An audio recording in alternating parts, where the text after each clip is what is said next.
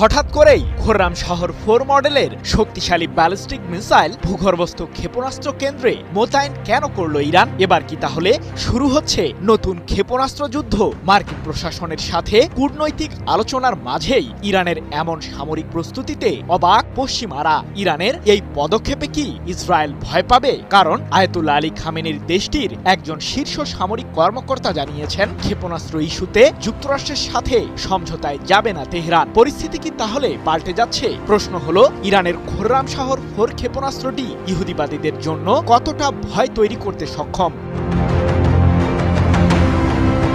সামরিক হামলার ভয় দেখিয়ে ইরানের পারমাণবিক ও ক্ষেপণাস্ত্র প্রযুক্তিকে দুর্বল করার পায়তারা করছে যুক্তরাষ্ট্র। কারণ ইরানের সামরিক বহরে থাকা ব্যালিস্টিক ক্ষেপণাস্ত্রগুলো মধ্যপ্রাচ্যের মার্কিন সামরিক ঘাঁটি ও ইসরায়েলের জন্য ভয়ঙ্কর হুমকি তৈরি করছে, যার ফলে বর্তমান প্রেক্ষাপটে মধ্যপ্রাচ্যে দানবাকৃতির